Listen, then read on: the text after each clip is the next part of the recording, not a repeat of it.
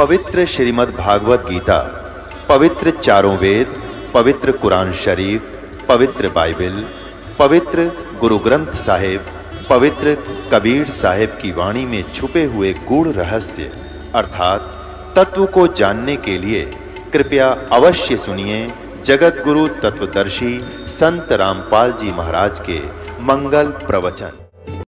बंदी छोड़ कबीर साहिब, बंदी छोड़ गरीबदास जी महाराज की, स्वामी रामदेवानंद जी महाराज की जय।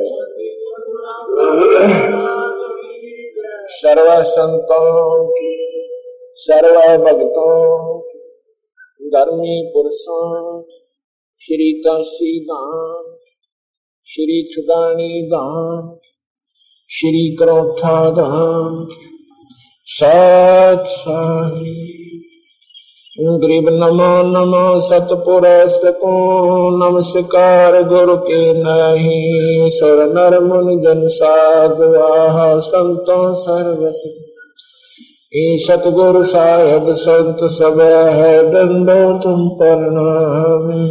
आगे पीछे भाग्य हुए है तिनको जा करो निराकार निर्विषम काल जाल भय भंजनम निर्लेपम निज निरगुणम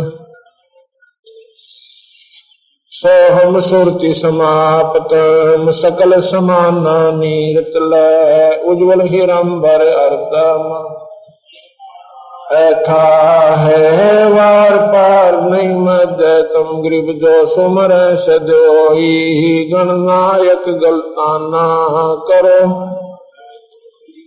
पारस पद परवाना आदि गणेश मनाओ गणनायक देवन देवा चरण कमल परम शक्ति संगीतम रिद्धि सिद्धि दाता सोई अविगत गुण सत्य पुरुष निर्मोही जगदम्बा जगदीशा मंगल रूप मुरारी तन मन अर्पो शीशम भक्ति मुक्ति सुर नर मुनि जन गाव ब्रह्मा विष्णु महेशा शेष सहस मुख गाव जय आदि गणेशा इंद्र कुबेर सरीखा वरुण समर्थ जीवन जी का मन इच्छा फल पाव 33 कोटि अदारा उतरे भव जल पारा कट है यम की फांसी 33 कोटि अदारा गाँव उतर भव जल पारा कट है यम की फांसी सत साही।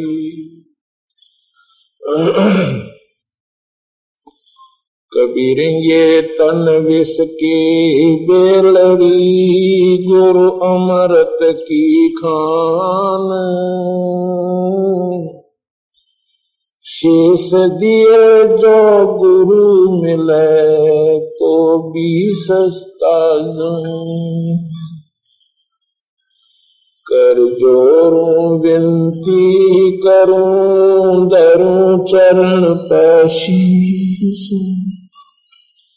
गुरु राम देवानंद जी महाराज ने दिया नाम बख्शीश कोट कोट सिजदा करूं कोट कोट पर चरण कमल में राखियो मैं बांधी जाम गुलाम अवगुण किए तो बहुत किए करत न मानी आरे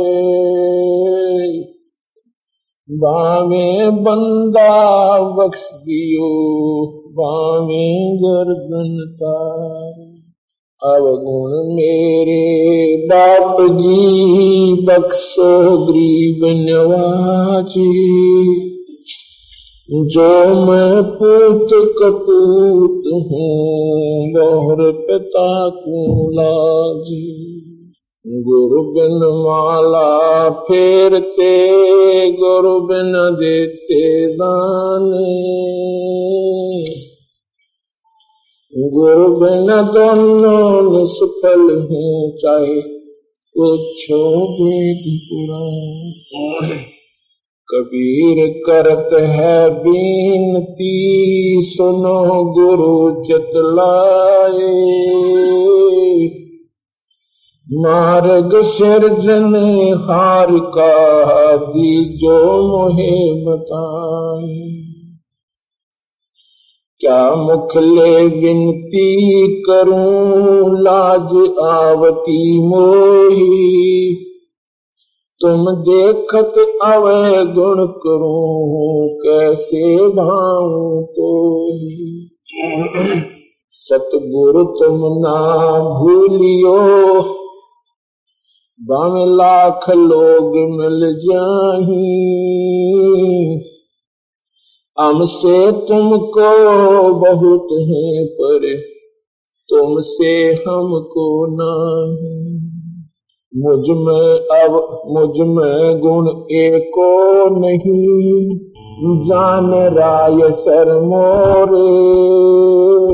तेरे नाम पर ताप पे, या पाई आदर ठोरी। मैं अपराधी जन्म का, नक्सक बड़ा बेकारे। तुम दाता दुखे भंजना, मेरी करो संभाल। सुरत करो मम साइया, हम हैं भव जल माही। आप ही बह मर जाओगे, जो ना पकड़ो बांध। जय इब कै सतगुरु मिले, सब दुख आँखों रोए। चरना ऊपरे शीस धरूं, कहूं जो कहनी होई। कबीर सतगुरु मिलेंगे, पूछेंगे कुशलाते। आज अंत की सब कहूं, और अंतर की बात। सतगुरु बड़े दयाल हैं, ये भक्तों के आधार। भवसागर अथा से ये पार उतारे आर। मेरे गुरुदेव भगवान भगवान, दियो काट काल की फांसी। मेरे गुरुदेव भगवान, मेरे गुरुदेव भगवान भगवान। दियो काट काल की फांसी। मेरे गुरुदेव भगवान भगवान।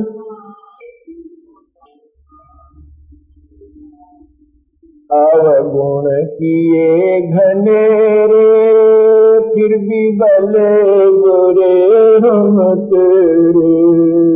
अवगुण किए घनेरे, फिर भी भले बुरे हम तेरे। दास को जाने कन्यापत दान हो नदान। मोह बख्श दियो अविनाशी।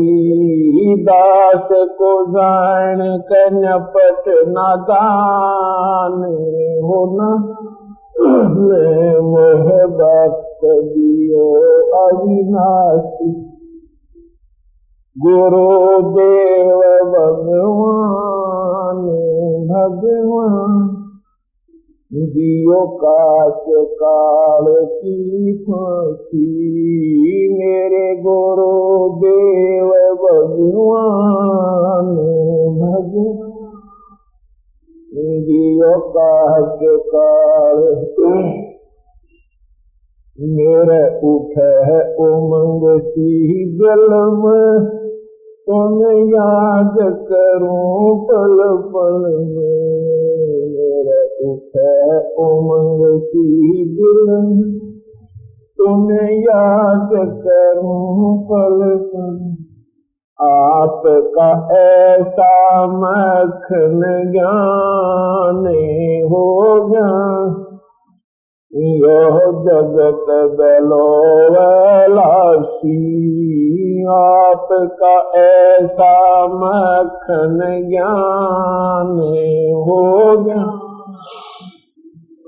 जगत बेलोलासी। मेरे गुरुदेव भगवान भगवान, दियो काट काल की फांसी। मेरे गुरुदेव भगवान भगवान,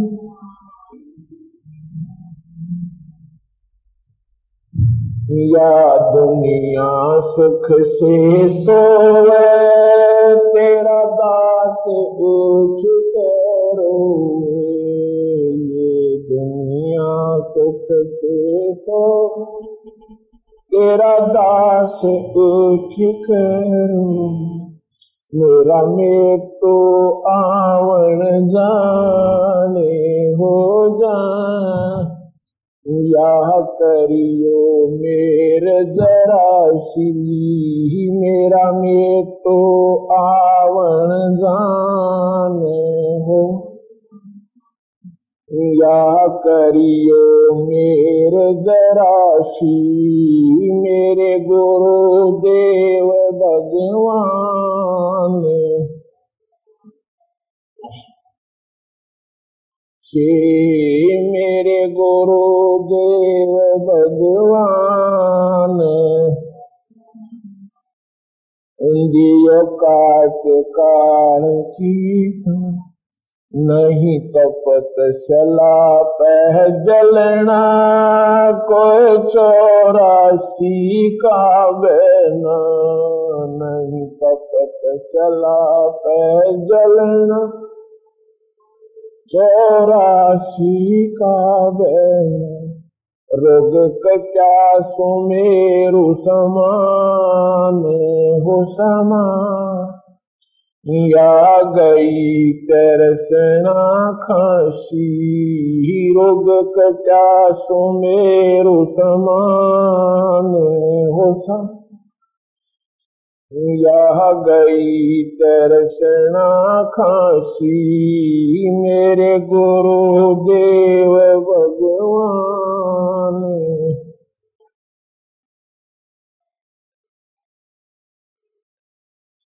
मेरे गुरुदेव भगवान,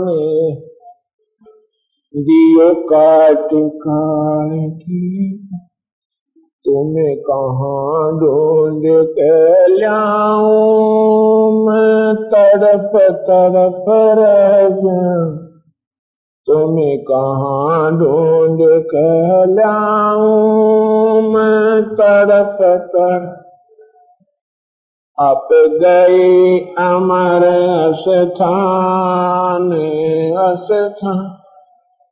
गई छोड़ तड़पती दासी, आप गए अमर स्थान स्थान।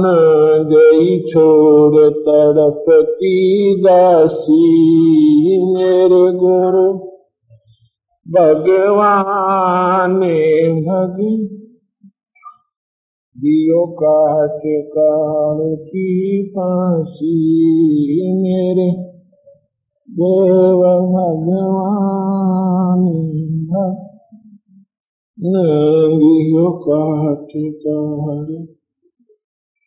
स्वामी राम देवानंद दाता, आपकी गणी सतावो बात। स्वामी राम देवानंद दाता, आपकी गणी सतावो। तेरा राम पाल अज्ञानी अज्ञान किया सतलोक का वासी। तेरा राम पाल अज्ञान किया सतलोक का। मेरे गुरुदेव भगवान मेरी औकात की सत्संग। आज परम पिता परमात्मा बंदी छोड़ भगवान कबीर साहब तथा उन्हीं के अवतार वही स्वरूप बंदी छोड़ गरीबदास जी महाराज की असीम कृपा से आज पूना शहर के इस प्रिय क्षेत्र में सतगुरु कबीर साहब के विचारों के ऊपर ये सत्संग का आयोजन प्रारंभ हुआ। कहते हैं कि शुद्ध दारा और लक्ष्मी घर पापी कभी हो, ये संत समागम हरि कथा तुलसी दुर्लभ दो। शुद्ध, क्योंकि हमारे समाज में पुत्र को महत्व ज्यादा दिया जाता है और जिनके यहाँ पुत्र होता है वो संतानवान माने जाते हैं, जिनके पुत्रियां होती हैं उनको संतानवान भी नहीं मानते। ये हमारी अज्ञानता, अल्प ज्ञान कहिए। फिर भी उसी आधार पर संतों ने बताया है कि जिनके पुत्र भी है वो संतानवान भी है, उनको भाग्यशाली माना जाता है। और अज्ञानी लोगों ने यहाँ तक कह रखा कि जिसका संतान नहीं है उसकी सुबह सुबह दर्शन भी नहीं करने चाहिए। वो अलग बात है, लेकिन हम जो बात को बताना चाहते हैं कि सुत दारा और लक्ष्मी, सुत कहते हैं पुत्र को, दारा कहते हैं पत्नी को, स्त्री को, लक्ष्मी धन दौलत। ये उन प्राणियों के घर पर भी हो सकती है जो सारा दिन परमात्मा को स्वप्न में भी याद नहीं करते, कभी ईश्वर को याद नहीं करते, ना कोई शुभ संस्कार उनके अंदर पड़े हुए, ना कोई अच्छे संस्कार समागमों में वो जाते, और ना ही कोई धर्म के काम को जानते। उनके घर में भी वो सुख हो सकते हैं जिनको संसार सुख मानता है। इसको मानते हैं कि घर में कोठी हो, फैक्ट्री हो, कार हो, अच्छी बढ़िया व्यवस्था हो रहने की, भौतिक सुख। ये उन घरों में भी हो सकते हैं जो कभी भगवान को याद नहीं करते, क्योंकि उन्होंने पिछले किसी जन्मों में ऐसे अच्छे कर्म किए हुए हैं, ऐसे पुण्य किए हुए हैं जिनके आधार पर ईश्वर ने, मालिक ने उन्हें वह सुविधा दे रखी है। क्योंकि परमात्मा जैसा प्राणी ने किया हुआ है वो उसका पूर्ण देता है, वो रखता नहीं। ये उनका पिछला किया हुआ प्रारंभ चल रहा है। वो बेशक से सुखी भी नजर आ रहे हैं। यदि ऐसे संत समागमों में संतों के विचार वो लोग नहीं सुन पाते, अपनी पिछली कमाई को वो खा के, खराब करके, बर्बाद करके, और अपने मन में ये सोचते हुए कि हम कुछ भी नहीं कर रहे हैं, भगवान को कभी याद भी नहीं करते हैं, और फिर भी हमें आनंद है, मौज है, सर्व संपन्न है। कहाँ है भगवान? किसने देखा भगवान? क्योंकि उनकी बुद्धि इतना ही काम करे से, इससे ज्यादा उनमें अकल आ नहीं सकती। अकल आवे संतों के सत्संग सुनने, संतों के विचार सुनने से, जिन्होंने परमात्मा को देखा है और फिर उसका वर्णन, गुणगान मोटे मोटे शास्त्रों के रूप में हमारे लिए एक अनमोल रतन देकर वो गए हैं। उनको हमने अपना प्रमाण मानते हुए उन संतों के विचारों को मानकर चलना पड़ेगा। उनका ज्ञान सत्संग से होता है। जब तक आपके शुभ संस्कार चल रहे हैं, आपके यहां मौज नजर आवेगी, और जब वो अक्षीण हो जाएंगे, ऐसे कैर टूटने लग जाएंगे आपके परिवार पर, आपके शरीर पे, कि रोग और टक्कर मारनी पड़ेगी। और फिर आगे जाकर के 84 लाख जोनियों में ये प्राणी महाकष्ट भोगेगा, बहुत ज्यादा प्रताड़ना इसके ऊपर से गुजरेंगे। उन बातों का ज्ञान ऐसे समागमों से होता है। जहां पर संत आते हैं वहां पर हमने अपने 100 काम छोड़कर भी जाना चाहिए। ये काम हमारे सदा बने रहेंगे, हम चले जाएंगे, ये काम खत्म नहीं होंगे। गुजरात के अंदर क्या अनर्थ हो गया, उनको 1 मिनट की फुर्सत नहीं थी उन बेचारों को, क्योंकि हर व्यक्ति अपनी ही बुद्धि के अनुसार, अपनी ही श्यानपत में भगवान से दूर होकर ये सोच रहा है कि मैं सब कुछ कर रहा हूं, ये जीव कुछ नहीं कर सकता। जो कर रहा है उसका प्रारब्ध जो उसके अंदर भरा हुआ है, एक सेल की तरह, कंप्यूटर की तरह वो चल रहा है, अपने प्रारब्धवश घूम रहा है, प्रारब्धवश कार्य कर रहा है, प्रारब्धवश बच्चे हो रहे हैं, प्रारब्धवश ही उसको संपत्ति प्राप्त हो रही है, वो नौकरी या व्यापार कर रहा है। उसके अंदर और फीड करना था कुछ मैटर, वो नहीं हो पा रहा। वो मैटर संत फीड करते हैं, फिर उसकी दिशा बदल देते हैं। पहले तो अपने प्रारब्ध की गाइडलाइनों पर चल रहा था, और जब संतों के पास आता है तो उसके ने जो और करना था वो एक बटन और दबा देते हैं। वो प्रारब्ध भी भोग रहा होता है और साथ में फिर अपने आने वाले भविष्य के लिए भी तैयारी कर रहा होता है। ये संतों से होता है। सुत दारा और लक्ष्मी घर पापी कभी हो, ये संत समागम हरि कथा तुलसी दुर्लभ। कितनी महान तुलना की है तुलसीदास जियों ने उन महापुरुषों ने, क्योंकि उन्होंने इस जीवन को तोलकर और सब बातें बोली थी। संतों का जो समागम है ये बहुत ही दुर्लभ है। ना जाने वर्षों पर्यंत कोई संत नगरी में आता है और उसके विचार जो हम नहीं सुन पाते तो हमारा दुर्भाग्य होता है, हमारे माड़े भाग होते हैं। गरीबदास जी महाराज कहते हैं कि धन जननी धन भूमि धन, धन्य जननी धन भूमि धन, धन नगरी धन देश, धन करनी धन कुल धन, जहां साधु प्रवेश। विचार करना कितनी गहरा ये गरीबदास जी महाराज की वाणी है। ये क्या कहते हैं कि धन जननी और धन भूमि, धन नगरी धन देश, धन करनी धन कुल धन, जहां साधु प्रवेश। वो जमीन, वो भूमि धन्य है और वो नगरी धन्य है और वो देश धन्य है। अब देश में क्या आ गया? देश में आ गया महाराष्ट्र, नगरी में आ गया पुणे, भूमि में आ गया ये स्थान जहां पर संत विशेषकर अपना जो ज्ञान बांट रहे होते हैं, मार्गदर्शन कर रहे हैं।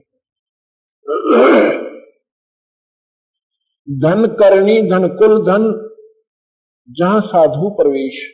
यहां पर कहते हैं धन करनी, करनी माने पिछली किए हुए शुभ संस्कारों को धन करनी कहते हैं।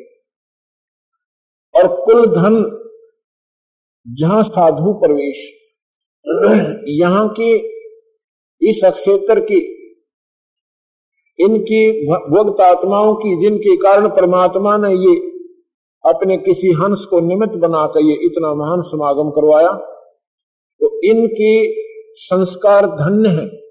आपके पिछले संस्कार धन्य है, जिनके कारण आप भक्तों के लिए यहां पर संतों का आना हुआ और परमात्मा की कथा यानी प्रचार शुरू हुआ। आपकी पुण्य कर्म धन्य है, जिनके परिणाम स्वरूप दयालु परमात्मा अपने संतों की ड्यूटी लाकर आपको फिर जगाने के लिए, आपको फिर इस अंधेरे से हटाने के लिए, आपकी अज्ञानता को दूर करने के लिए, कि भी ये जीवन परमात्मा के पाने के लिए, शुभ कर्म करने के लिए, संतों का संग करने के लिए ईश्वर ने आपको दिया है। यदि हम संतों का समागम नहीं सुनते तो सत्संग सुने बिना हमें अपने मूल काम का ज्ञान नहीं होता। हमें ये मालूम नहीं होता कि हम किस लिए मनुष्य शरीर धार कर आए थे।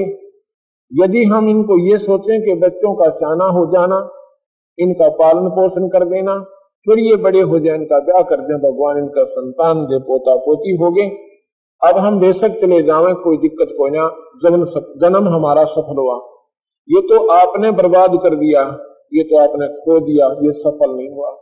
जो आज आपको प्राप्त है और जो आगे होना है, ये ईश्वर ने आपको पहले ही निर्धारित करके वहां से आपकी हिस्ट्री शीट बनाई थी। आपका पूरा प्रारंभ लिखकर ये चैप्टर क्लोज कर दिया था लास्ट में कि ऐसे ऐसे आपके साथ होंगे और फला दिन यहां तू वापस आ जाएगा। एक इंसान, क्योंकि हमारे समाज में पुत्री और पुत्र में बहुत अंतर मानते हैं, जब शादी होती है तो इंसान पुत्र की प्राप्ति की आकांक्षा करता है, लेकिन पुत्र नहीं होकर के पुत्री होती है। दूसरे नंबर पे फिर पूरी आस्था होती है भगवान अब की कृपा पुत्र की करें, लेकिन फिर भी पुत्री होती है। और तीसरी भी पुत्री हो जाती है, पुत्र नहीं होता। इससे सिद्ध होता है कि आपका चाहा कुछ नहीं होगा और ना ही हो सकता, वही होगा जो ईश्वर चाहेगा। ईश्वर वो चाहेगा तो आपने पीछे कर रखा है, आपकी जैसी करनी है उसके प्रारब्ध आपके कर्मानुसार वो मालिक आपको देगा। ये तो हुआ आपका प्रारब्ध जो लिखा हुआ था, ज्यों का त्यों हो गया। आपने खुशी मनाई कि मैंने कोठी बना दी, एक कार ले ली और मेरे बच्चे हो गए, वह ब्याह दिए, बड़ी अच्छी जगह सेट हो गए। ये तेरी भूल थी भाई, ये अज्ञानता थी तेरी, क्योंकि सत्संग ना सुने तूने। ये तो होना था। इसके साथ साथ हमने एक सब्जेक्ट और लगाना था ईश्वर का, जो हमने आगे कमाई चाहिए थी। जैसे जमींदार पिछले सीजन में अपनी फसल बीजता है, उसकी निकाल कर तुरंत अपने घर में लाते ही आने वाली फसल की तैयारी कर देता है, सिरदर्द की बाजी लगा देता है। ऐसे ही हमने अपनी पिछली जो फसल तैयार करके अपने ठेकों में डाल रखी थी और उनमें से अब हम निकाल कर खा रहे हैं। अब हमने आगे की तैयारी तुरंत करनी पड़ेगी, जो हमने आने वाले समय में जैसा भी चाहिए वो बीज ईब बोना पड़ेगा। तो ये ज्ञान आपको कहां से होगा? ये सत्संग से होगा और संत बताते हैं। इसलिए कहते हैं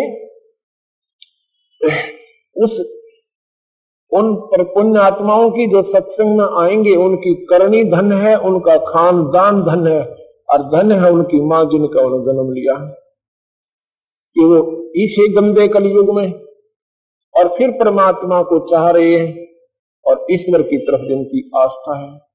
आज 21वीं सदी में ये इंसान भूल चुका है कि परमात्मा नहीं है। साइंस ने ये कर दिया, साइंस ने वो कर दिया। ये साइंस परमात्मा के सामने अंश नहीं है।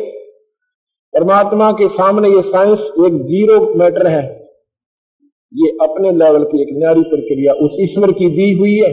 अब साइंस कहां तक काम करती है ये मैं आपको बताता हूं। आज मेडिकल साइड में और टेक्निकल साइड में हर इंसान पूरी प्रगति मानता है, लेकिन परमात्मा के बिना वो भी पूरे नहीं है, इनकम्प्लीट है, अधूरे हैं। एक आपको परमात्मा की रजा सुनाता हूं। भक्त राज सिंह पुत्र श्री हरिराम, गांव कपूरा, तहसील गोहाना, जिला सोनीपत, हरियाणा, छत्तीसगढ़ हरियाणा। वो राज सिंह यही है क्या? अभी था यहां तो उसको बुलाना एक बार। भक्त राज सिंह यहां आने की कृपा करें। इसने अपनी आप बीती कहानी हमें लिखकर दी है। भगवान और साइंस में कितना अंतर है यहां पता चलेगा। ये बताता है कि मैं हरियाणा का रहने वाला हूं। मेरे को सन 1976 से पेट की बीमारी थी, जिसकी दवाइयां मैंने पहले गांव से सरकारी अस्पताल से ली, लेकिन वहां से कोई आराम नहीं हुआ। फिर मैंने गुप्ता हॉस्पिटल गोहाना, एक तहसील है गोहाना, जिला सोनीपत की, हरियाणा में, दवाई ली, वहां चेक करवाया, लेकिन कोई आराम नहीं हुआ। उसके पश्चात डॉक्टर CD शर्मा गोहाना को दिखाया। उसने अल्ट्रासाउंड किया, अन्य टेस्ट किए तो उसने बताया कि एक गुर्दा दिखाई नहीं देता, आप रंगीन एक्सरे कराइए। एक गुर्दा, किडनी, रंगीन एक्सरे कराइए। रंगीन एक्सरे के लिए खिंचवाने के लिए नरूला डॉक्टर रोहतक के पास ये सुविधा उपलब्ध थी रंगीन एक्सरे की, वहां भेज दिया। उसके वो भी 15-16 वर्ष से तकलीफ में रहती थी, डॉक्टरों से चेक करवाई, रोहतक, सोनीपत, पीजीआई। डॉक्टर कहते थे कि इसका ऑपरेशन होगा। दवाई खाने से कुछ समय तक आराम हो जाता था, लेकिन हमने ऑपरेशन नहीं करवाया क्योंकि माली हालत कमजोर होने के कारण। मैंने अपनी पत्नी से भी 1 महीने बाद नाम दिलवा दिया। मेरे सतगुरु संत रामपाल जी महाराज की कृपा से, ये कृपा हमारे कबीर भगवान की है। हम तो उनके निमित्त हैं, हम तो उसके कुत्ते हैं कबीर भगवान के। ये सब कार्य वो कबीर परमात्मा पूर्ण ब्रह्म है, ये अनंत को ब्रह्मांड के मालिक है, हमारा वो इष्ट है और वही हमारा आसरा है। वही ये हमारे दुख मुफ्त में दूर करते हैं।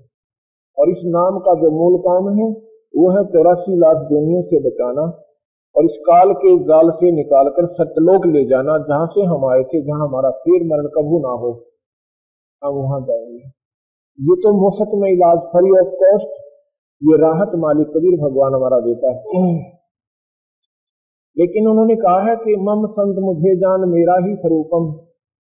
ये भगतजन भी ठीक कहते हैं कि वो परमात्मा कबीर भगवान कहते हैं कि मेरे संत को मेरा ही स्वरूप समझो, अर्थात मैं ही समझो, क्योंकि परमात्मा संत के बिना मदद नहीं करता है। कबीर साहब कहते हैं कि पर्वत पर्वत में फिरा कारण अपने राम, ये राम श्री के संत मिले उन सारे सदकाम। हम परमात्मा को ढूंढने के लिए, अपने दुखों के निवारण के लिए ना बेरा कहां गए थे, पर्वत पर गए, पहाड़ों पर गए, मंदिरों में गए, तीर्थों पर चक्कर लागे, पर समाधान नहीं मिला। लेकिन उस परमात्मा जैसे संत मिले, उनके संपर्क में आए तो हमारे वो कष्ट निवारण हुए जो हमारे लिए बहुत दुखदायी हो रहे थे, जानलेवा थे, अशांति का कारण हो गए थे। तो ये कहते हैं मेरे गुरुदेव संत रामपाल जी महाराज की कृपा से वह भी बिल्कुल ठीक है। नवंबर 1999, नवंबर 2001 वर्ष हो गया और आज जो है अप्रैल चल रहा है, ये 1 महीना, 1 साल और 5-6 महीने हो गए। अब कहां गई वो साइंस, कहां गई वो डॉक्टर? अब दिखाओ, ये चेक करा कर देखो इसको, आपके खड़ा हो गई पूरा। और पहले की रिपोर्ट है इसके पास, कोई नहीं सोचा कि तो क्यों मारते होंगे इतनी दूर आकर, कौन देखने जाता, पूरा एड्रेस पता देंगे, आने जाने का किराया देंगे, किसी का शक हो तो ऐसे ही कह रहे होंगे इतनी दूर आकर कौन देखेंगे। ये भगत जी का फोटो लीजिए। ये कहते हैं कि हम बिल्कुल ठीक हैं, जब से हमने नाम उपदेश लिया उसके बाद हमने कोई दवाई नहीं खाई है। आज दिनांक 12/3/2001 तक हमारा पूरा परिवार संत श्रोमणी बंदी छोड़ गुरु रामपाल जी महाराज की शरण में है। मेरी माता जी को 20 वर्ष से हिचकी आती थी, जिसका कोई इलाज नहीं था, नाम लेते हुए बिल्कुल ठीक हो गई। अब बताओ, एक परिवार में 3 सुख उस कबीर भगवान की कृपा से है, वो पूर्ण परमात्मा है। मैं तो ये कहता हूं कि मेरे सतगुरुदेव भगवान ने हमारा बर्बाद परिवार आबाद कर दिया। ये गुरुदेव, ऐसी दया मेरे दुखी परिवार पर की है, ऐसी दया सभी पर करना। आपसे हम कबीर साहब हैं, गरीबदास जी महाराज हैं, अवतार के अवतार हैं, इन्होंने अपनी महिमा मेरी महिमा गा रखी है, पर ऐसा मैं नहीं हूं जैसा ये कह रहे, अपनी श्रद्धा से कह रहे। बाकी आप बताइए क्या नाम है आपका? भक्त, क्या नाम आपका? बोले ऑन करिए, इनऑन रखा अगर तो गलत चलती है बोले पालन दे तू करतेगा सारे। क्या नाम आपका? हरे राम जी, गांव कथुरा जी, जिला सोनीपत, श्री गवाना जी। हरे राम जी, गांव कथुरा जी, तहसील गवाना, जिला सोनीपत जी, हरियाणा। हाँ जी, ठीक है जी, बिल्कुल जी, सत्साय जी, गुरुदेव की जय। सत्साय का सवाल है, साइंस की अपनी स्थिति है, वहां तक साइंस भी सत्य है क्योंकि ये भी हमारे सामने अपना खेल खेल रही है, पर परमात्मा के सामने साइंस कुछ नहीं है।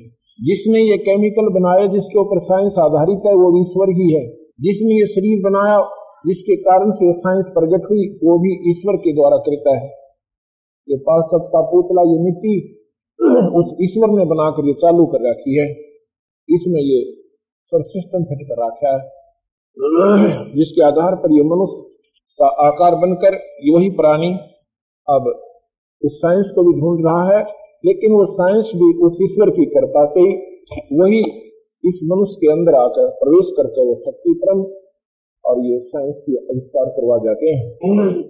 हम व्यक्ति विशेष पर आधारित हो जाते हैं कि उसने अन्वेषण किया, नहीं, ईश्वर के बिना यहाँ पत्ता नहीं हिल सकता और ना ही हिलेगा।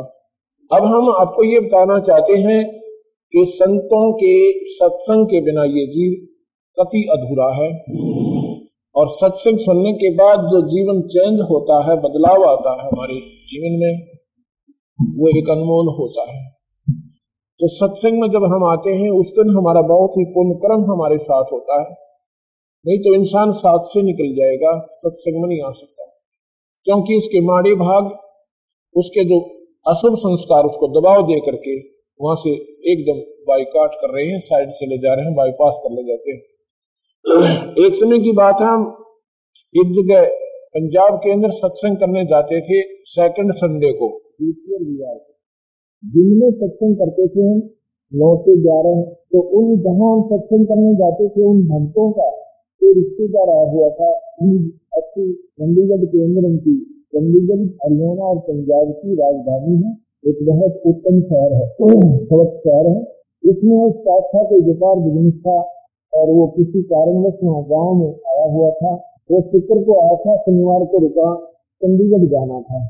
फिरोजपुर के पास एक छोटा सा कस्बा है तलवंडी भाई, उन्होंने प्रार्थना की रिश्तेदारों ने कि आज आप रुक जाइए, कल सत्संग सुनते जाइएगा। उसने कहा कि मैंने कल जो है बहुत जरूरी काम है और 500 लाख रुपए का कंट्रैक्ट है, ऐसी पार्टी आएगी, इससे मैंने 1 बजे का समय दे रखा है, वहां जाना मेरा अति आवश्यक है, नहीं तो सारा काम चौपट हो जाएगा। उन्होंने कहा कि परमात्मा जो चाहेगा वही होगा, क्योंकि जिन्होंने ईश्वर पर विश्वास हो गया वो तो यही बातें कहेंगे, और जो अपने में सियाने हैं, अपनी विधि के अनुसार चल रहे हैं, वो इंसान हमेशा मार खाते हैं। उनको काफी समझाया, कहा, आग्रह किया, पर नहीं माने, प्रार्थना भी की कि नहीं, आप क्या जाने हमारे बिजनेस के बारे में, हमारा जो है सर्वनाश हो जाएगा, ये हो जाएगा। उन्होंने कहा कि कल आप यहाँ से 11 बजे भी चलोगे, 3 घंटे का रास्ता है, 2 बजे तक जाओगे, टेलीफोन कर देंगे उनको।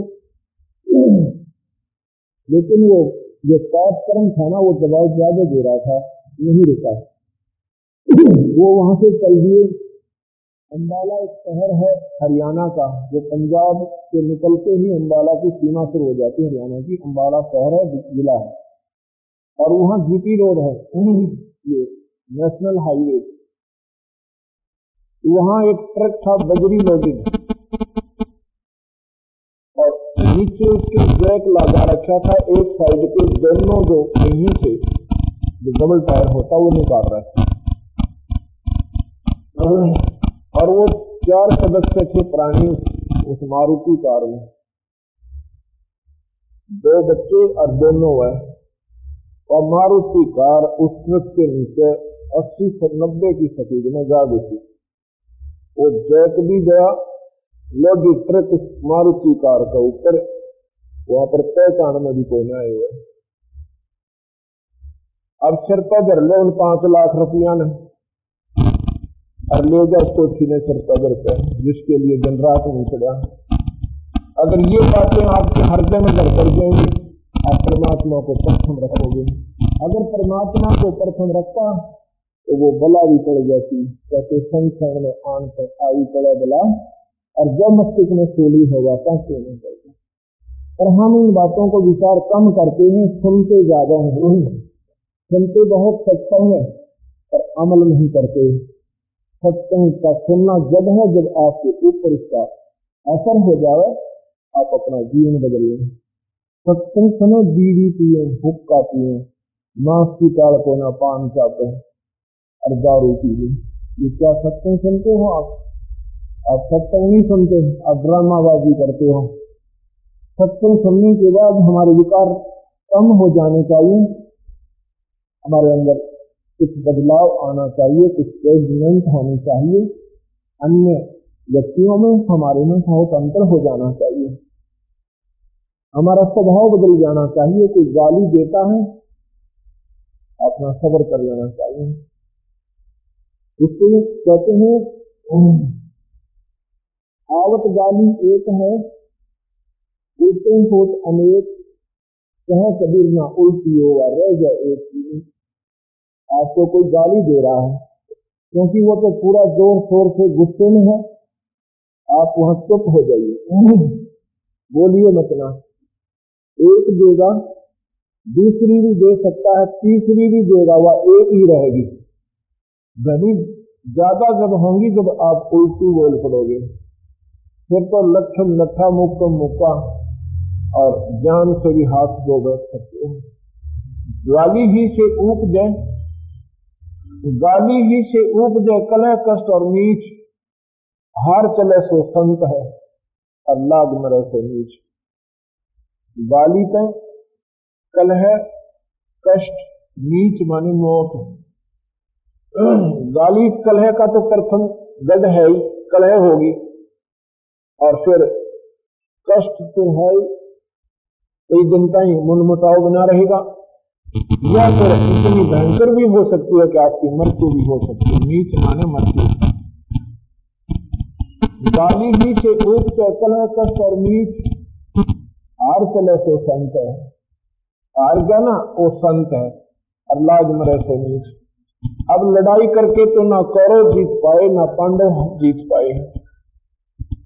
अब यहां कहोगे कि कौरव तो हार गए, पांडव जीत गए थे, कुछ नहीं जीता पांडवों ने। कुछ दिनों के बाद हिमालय में जाकर गल कर मर गए और छोड़ गए सारे राज्य को, और किए हुए पापों की गठड़ी अपने सिर पर धर ले गए, अनर्थ को प्राप्त हुए, नरक को प्राप्त हुए। यहां पर हार जाना संत का प्रथम लक्षण होते हैं। ये ज्ञान आपको सत्संग से होगा। अब कहते हैं जो तो को काटा बोए और वाह को बो तू फूल, तोहे फूल के फूल है वाह को है त्रिशूल। ये आप विचार करके, हम इनको अपने जीवन में ढालते नहीं, सुनते सुनते हैं। आपका कोई बुरा करता है, आप उसका भला करने की चेष्टा करके देखिए नाम लेने के बाद, वैसे भी, लेकिन उपदेशी होने के बाद जो कार्यान्वयन होगा वो ज्यादा जल्दी होगा। वैसे आप करोगे वो समय आने पर होगा, लेकिन नाम लेकर के आप ऐसा करोगे तुरंत आपको लाभ देगा। कहते हैं जो तो को काटा बोए उसको बो तू फूल, और तोहे फूल के फूल है उसने है त्रिशूल। एक समय की बात है, एक जयदेव नाम के भक्त आत्मा, एक लड़का था, शादी होगी थी, लड़का था, एक पत्नी थी। तो संत जन जो है बड़े परमात्मा पर आश्रय रखने वाले थे, अच्छे शील स्वभाव के थे। उन्होंने क्या था कि चलते रहते थे, पैसा रोजी रोटी उनका सिर्फ कथा करना ही था। किसी गांव में बैठ के, शहर में बैठ के कथा करते थे, लोग उनको जैसा भी पैसा वैसा दे देते थे, उसके आधार पर अपने बच्चों का पालन पोषण करते थे। एक दिन वो किसी शहर के बाहर जाके बैठ जाते, किसी धर्मशाला में बैठ जाते और सत्संग शुरू कर देते हैं, अपने विचार भक्तों को बताना शुरू करते हैं, अच्छी विचार देते हैं। उसकी चर्चा राजा तक पहुंच जाती है। राजा बड़े धार्मिक थे, राजा और रानी दोनों ही बड़े धार्मिक थे। उन्होंने संत को अपने पास बुला लिया। संत जी वहां चले जाते हैं। उन्होंने कहा कि महात्मा जी, आपके बहुत अच्छे विचार हैं, आपने सारी जनता को अपनी तरफ आकर्षित किया है, मैं आपके विचारों से बड़ा प्रभावी हुआ हूं, मैं आपसे उपदेश लेना चाहता हूं, आप ले लो जी। मेरी आपसे प्रार्थना है गुरुदेव कि आप मेरे बाग में रहो, जनता यहां आएगी, सत्संग सुन जाया करेगी, हमें आपके भोजन का लाभ मिल जाएगा, आपकी सेवा मिल जाएगी। सुबह सुबह हम आपके दर्शन करा करेंगे, सुबह शाम चर्चा सुना करेंगे। तो महात्मा जी वहां रहे। 1 वर्ष के बाद वो चलने लगे तो राजा ने घना धन दे दिया कि आप अपने स्वदेश जा रहे हो, अपने बच्चों के पास ये पैसे ले जाओ। कुछ अशर्फी दी, सोना दिया, मोहरें दी और बच्चों को 1 वर्ष का 2 वर्ष का सामान दे करके और वापस आ जाना, जल्दी आना गुरुदेव। अब उसने अपना पैसे की बांध के गठरी और चल पड़े।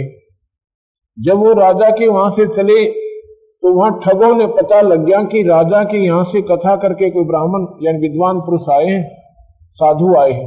तो राजा विदा करता, धन बहुत देता है। वो ठग उसके पीछे पीछे लग लिए। उनसे कहते हैं भैया कहां जाएगा, क्योंकि भक्त आत्मा साफ आत्मा के होते हैं। कहने लगे जी मैं जाऊंगा फलाना शहर में। उन्होंने कहा हम भी उधर ही जा रहे हैं। तो उसने कहा धन्य है भगवान तेरा कि इसे बियाबान जंगल से हमने गुजरना था और साथ में मेरे पास भाई पैसे बहुत हैं और कहीं ऐसा ना होता कोई चोर उचक के लूट लेते। धन्य है मालिक तेरा, धन्य है तेरा। 1-2 साथी और भेज दिए। अब उनको ये भी मालूम पड़ गया कि तो धन तो जरूर ले रहा है, अच्छा धन है, और चल पड़े। रास्ते में जाकर के कहते हैं कि ये पैसे हमें दे दो। वो कहता नहीं भाई ये तो मेरी 1 साल की मेहनत है, मेरे बच्चे भूखे हैं, मैं अपने बच्चों को देकर आऊंगा, आप इनमें से कुछ ले लो। अब नहीं, सारा छीन लिया। दूसरा कहने लगा कि ये राजा का आदमी है, राजा को बताएगा, हमें ढूंढ कर कुल्लू में पीट देंगे, हमें मरवा देगा। कहते इसका ऐसा काम करते हैं ये मरे ना जीवे। दोनों हाथ काट दिए और कुएं में डाल दिया। कूप में डाल दिया कि मर जाएगा, खत्म हो जाएगा उस कुएं। और वहां आसपास कोई आदमी नहीं, जहां कुछ आएगा नहीं इसको निकालने वाला, चिल्ला चिल्ला कर मरेगा, तैर ये सकता नहीं। वो चले जाते हैं डालकर। इतने में वो मालिक की कृपा होती है कि वहां बंजारे आ जाते हैं। वहां उन्होंने अपना पड़ाव डाल दिया कुएं का आसरा देख के और भेजा कि 2-4 व्यक्ति जाओ पानी भर लाओ अपने कबीले खातर पानी, क्योंकि खाना बनाने के लिए लाइन लगी पानी लाने वालों की। जब वो वहां पहुंची तो उन्होंने वो बाल्टी, वो डोल नीचे डाला पानी में, बकेट दो पानी लेने के लिए रस्से से बांध कर। तो जो ही उसने उसमें डाला तो उसने दोनों हाथों को उस बाल्टी में फंसा लिया। जल्दी ही आ चुके थे। जब उन्होंने निकालना चाहा तो उसमें बहुत भारीपन लगा कि ये क्या, कहां अड़गी बाल्टी। 4-5 ने लग के ऊपर ने खींचा तो वो साथ ही आ रहा है। उन्हें कहा तुम कौन है? अभी कुछ नहीं, मैं ऐसे ही कुएं में गिर गया था। बाहर निकाला कि तेरे हाथ कहां गए? मुझे नहीं मालूम क्या हुआ, किसने क्या किया कि पता नहीं, कुछ नहीं कहा उसने। वो अपने नायक के पास ले आए, अपने मालिक के पास ले आए। बहुत अच्छे वैद्य रखते थे साथ में बंजारे। बंजारा किसे कहते हैं? व्यापारी लोग। पहले ट्रांसपोर्टेशन जैसे आजकल ट्रकों से होती है, मालगाड़ियों से होती है, उसमें बैलों के माध्यम से करते थे। बैल गाड़ी भी नहीं थी, क्योंकि ऐसे उबड़ खाबड़ रास्तों में से जाना गुजरना होता था। तो बैलों के ऊपर जैसे गधों पर गुण रखते हैं, बोरे रखते हैं, ऐसे बैलों के ऊपर बड़े बड़े बोरे रखा थे। तगड़े तगड़े बैल रखा करते, 5-5, 6-6 मन, 8-8 मन वजन को उठा लेते थे अपनी कमर पे। और उसमें खांड, जो भी उस समय का गुड़, चावल, चीनी जो भी थी वो ले जाते थे। तो वहां उन्होंने जब रोका तो साथ में वैद्य बुलाया उस मालिक ने तुरंत कि इसके औषध लगाओ, इसकी पट्टी करो। ऐसी अच्छी दवाई थी कि चीस भी बंद और उसका खून भी बंद। तो उन्होंने अपना खाना बनाया, जयदेव से कहा खाना खाओ कि भूख नहीं है मुझे, आप खाओ खाना। जैसा भी उसने कहा जी रोटी जिसी खाई। फिर कहता है कि कहां जाएगा? कि मुझे ये सामने वाले नगर में छोड़ देना। वापस ही उस राजा के घर पे आ जाते हैं। जब राजा ने सुना कि संत वापस आ गए और सेवकों ने बताया, उसके नौकरों ने, कि उनके दोनों हाथ कटे हुए, तो जी राजा और रानी दोनों भाग कर दौड़ कर आते हैं। कहने लगे, गुरुदेव ये क्या हुआ आपको? कहने लगे कि मेरा भाग्य हुआ, मेरा कर्म हुआ, कुछ नहीं हुआ। वो कहते हैं, राजा कहता है कि मुझे बता दो गुरुदेव एक बार, उन नीचों को अभी पकड़ कर किसने क्या किया आपके साथ? आपके सामने उनको सूली तोड़वा दूंगा। नहीं राजा, ये हमारा काम नहीं है, ये सूली साली तोड़ना भगवान जाने, वो जाने, उनका काम जाने। मेरे को किसी ने कुछ नहीं किया और ना मुझे मालूम मेरे साथ हुआ था। अब देखो फिर आगे क्या होता है। राजा इतना सियाने थे कि पैसे भी छीने होंगे, उन नीचों ने पैसे के चक्कर में इस महापुरुष को मारना भी चाहा होगा। तो उसने, राजा ने उनके घर पर पैसे भिजवा दिए, उस संत के घर पर इतने भिजवा दिए कि सारी उम्र उनका खत्म ना हो। और महापुरुष को बता दिया कि ऐसे ऐसे महाराज जी चिंता ना करिए, बच्चों के पास सारी व्यवस्था हमने करवा दी। वो 12 वर्ष वही रहे, घर नहीं गए। फिर घर यूं नहीं गए कि अगर मेरी पत्नी मेरी हालत देखेगी तो हो सकता है ना मेरा के बीतता उसके ऊपर। 12 वर्ष वहीं रहे। उसके बाद क्या होता है कि दुर्भिक्ष पड़े, 3 अकाल पड़ गए लगातार, और जो वो राक्षस लोग जो मारकर उस महापुरुष के हाथ काट कर पैसे ले गए थे, उनका जो धन था वो समाप्त हुआ। उसके बाद उन्होंने सोचा कि जो महापुरुष, जो राजा है वो बहुत धार्मिक है, संतों का आदर करता है। उनने भी अपनी 2-4 गीता के श्लोक घोट लिए, रामायण महाभारत सब न बेरा सह, ये कथा सब सुनी रहे हैं, सबने ज्ञान है। तो दोनों ने एक ब्राह्मण जैसा भेष बनाकर, लंबी चोटी तिलक तिलक लाकर और लेकर अपनी पोथी काख में, और दोनों चल पड़े। आखिर राजा के पास चलेंगे, वो तो मर चुका है, हम कथा करा करेंगे और गुनाह जन देगा, चल लेंगे।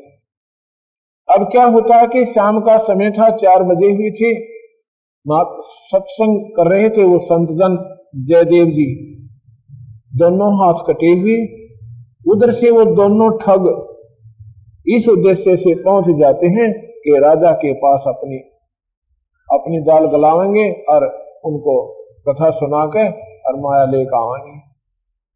जो ही वो पहुंचे, बिल्कुल वो एकदम मोड़ ऐसा कटता था कि बिल्कुल सामने राजा बैठे, रानी बैठी, महात्मा सत्संग कर रहे हैं, सैकड़ों भक्तजन बैठे और 20-30 सैनिक बंदूक लिए खड़े, सिपाही। वो बिल्कुल सामने जब प्रकट हुए, उन्हें सामने आए तो उन्हें देखा ये तो भाई वही है, क्योंकि दोनों हाथ कटी हुई। वो तो ना तो उन्होंने वापस ना जा करके आगे ही जाने में अपनी भलाई समझी। अगर वो मुड़ जाते, हो सके उनको गोली मार देते, क्योंकि राजा की वहां से एकदम बिना पूछे वापस राजा इंसान, तो उसमें कोई कमी होती या पकड़े जाते। तो उन्होंने जाकर के देखा तो जयदेव ने ये उसके के पहचान में आओ थे। चलो आए भी या ना आए, क्योंकि संतों की एक दृष्टि और होती है।